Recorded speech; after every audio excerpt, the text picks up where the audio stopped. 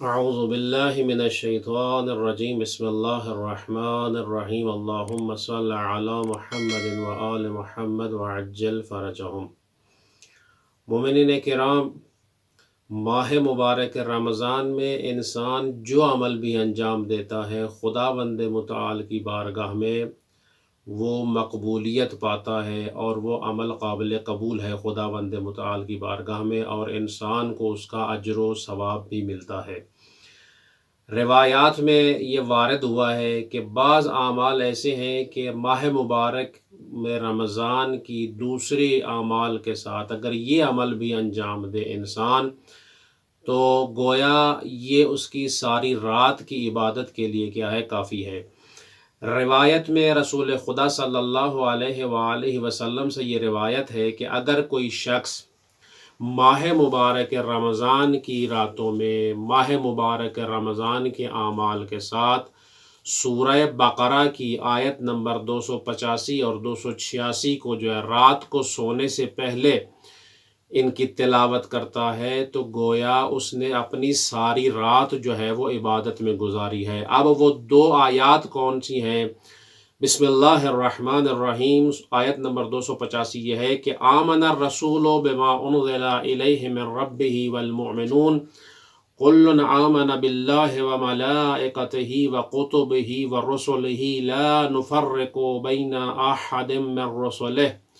وقالوا سمعنا وأطعنا غفرانک ربنا وإلیک المصیر۔ یہ 285 نمبر آیت ہے، اور اسی کے بعد جو ہے 286 نمبر آیت یہ ہے کہ لا یکلف اللہ نفسا الا وسعها لها ما کسبت وعلیہا ما اکتسبت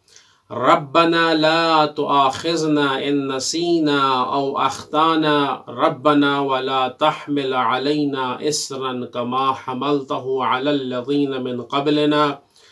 ربنا ولا تحملنا ما لا طاقة لنا به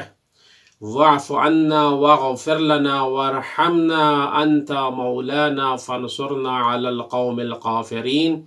یہ سورہ بقرہ کی دو آخری آیات ہے کہ جس کے بارے میں رسول خدا صلی اللہ علیہ وآلہ وسلم ارشاد فرماتے ہیں کہ اگر انسان ان دو آیات کو رات کو سونے سے پہلے اگر ان کی تلاوت کر کے سو جائے تو گویا اس نے ساری رات کیا ہے، عبادت کی ہے۔ اور اسی کے ضمن میں ان دو آیات کی بہت زیادہ فضیلت بیان ہوئی ہے، اور یہاں تک بھی روایات میں وارد ہوا ہے کہ انسان نماز عشاء کے بعد جو ہے ان دو آیات کی ہر روز تلاوت کرے، نماز عشاء کے بعد